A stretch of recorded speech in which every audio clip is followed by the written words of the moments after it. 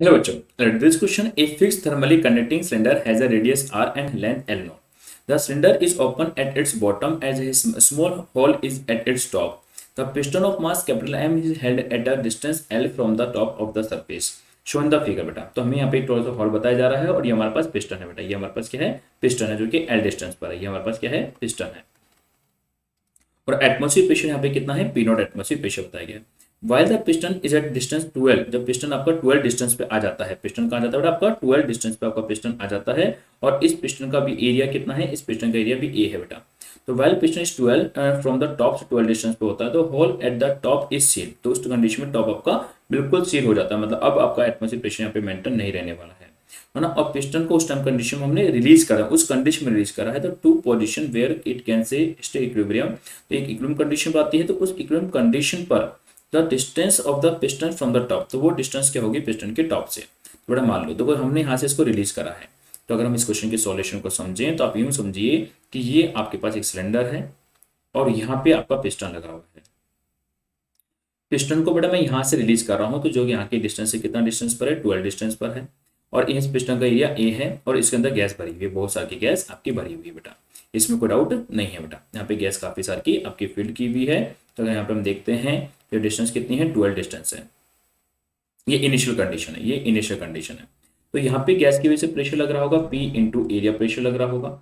यहाँ पे atmosphere pressure लग रहा होगा P not into A, atmosphere pressure वजह से फोर्स लग रहा होगा। और इसका वेट mg लग रहा होगा। अगर हम एट इक्विलिब्रियम कंडीशन बात करते हैं, एट इक्विलिब्रियम कंडीशन, तो एट इक्विलिब्रियम कंडीशन क्या होने वाली है? एट इक्विलिब्रियम कंडीशन अगर हम देखें तो नीचे लगने वाला प्रेशर और नीचे लगने वाला फोर्स आपका mg जो है वो P नॉट ए के बराबर होना चाहिए। तो अगर मैं यहाँ से प्रेशर को देखता हूँ तो प्रेशर फाइनली क्या हो जाएगा? P नॉट ए माइनस का mg अपॉन एरिया का हम इसमें डिवाइड कर देंगे। तो एरिया का डिवाइड करने से ए से कट जाएगा। तो फाइनली जो हम प्रेशर देख पाते हैं वो प्रेशर का इक्वेशन कितना आ गया? प्रेशर का इक्वेशन आ जाता है P equal to atmospheric pressure minus का mg अपॉन एरिया आ जाता है। ये आपके पास प्रेशर के इक्वेशन आ गए बेटा। अब हमने इक्विलिब्रियम कंडीशन से जो हमारा पिस्टन है उसको हमने रिलीज कर दिया है बेटा। तो अगर मैं इक्विलिब्रियम कंडीशन से पिस्टन को रिलीज कर रहा हूँ कि ये मेरे पास पिस्टन था और यहाँ पे सिलेंडर था और ये पिस्टन लगा हुआ था बेटा। और पिस्टन अभी कौन सी कंडीशन में था बेटा? यहाँ पे 12 कंडीशन में था, फ्रॉम टॉप से 12 कंडीशन में था। अगर मैंने इसको रिलीज करा और रिलीज करके मान लीजिए पिस्टन आपका इधर आ जाता है, this is the new position of piston बेटा। ये न्यू पोजीशन है किसकी? पिस्टन की। और जो कि टॉप से कितने डिस्टेंस पर है? वो एल डैश डिस्टेंस पर आपकी नई पोजीशन है। एल डैश डिस्टेंस पर आपकी ये नई पोजीशन है। तो इस डिस्टेंस पर अगर हम बात करें तो ये एल डैश हमें कैलकुलेट करना है, ये एल डैश कितना होगा बेटा। तो हम ये कह सकते हैं कि अब इसको नई पोजीशन पर हम ले तो आए हैं, लेकिन इस कंडीशन में हमारा क्या रहेगा? टॉप सरफेस आपकी सील्ड हो गई है ना, और आपका पिस्टन को हमने रिलीज कर दिया। तो ऐसी कंडीशंस में हम क्या कहेंगे कि इक्विलिब्रियम कंडीशन अचीव हो जाती है। तो इक्विलिब्रियम कंडीशन का मतलब क्या हो गया? कि इक्विलिब्रियम कंडीशन का मतलब है हम टेम्परेचर को कांस्टेंट बता सकते हैं। तो टेम्परेचर कंडीशन कांस्टेंट होता है तो इनिशियल प्रेशर, इनिशियल वॉल्यूम और फाइनल प्रेशर और फाइनल वॉल्यूम आपका टेम्परेचर कांस्टेंट लगा दिया फॉर आइसोथर्मल प्रोसेस, क्योंकि आपका फाइनल स्टेट हो गई। तो यहाँ पे जो फाइनल प्रेशर अगर हम लिखते हैं, यहाँ पे जो फाइनल प्रेशर है वो आपने P लिखा है ना। और अब यहाँ पे जो फाइनल वॉल्यूम लिखेंगे वो क्या होगा? एरिया इंटू लेंथ होगा। तो इस पिस्टन का एरिया तो क्या है? A है और लेंथ L डैश है। तो प्रेशर एरिया A हो गया, लेंथ L डैश हो जाती है।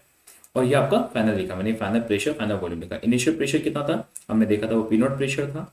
एरिया कितना था? A था। और लेंथ कितनी थी? 12 थी बेटा। इनिशियल लेंथ आपकी 12 थी, एरिया आपका पिस्टन का A था, है ना। ये हमने लिखा।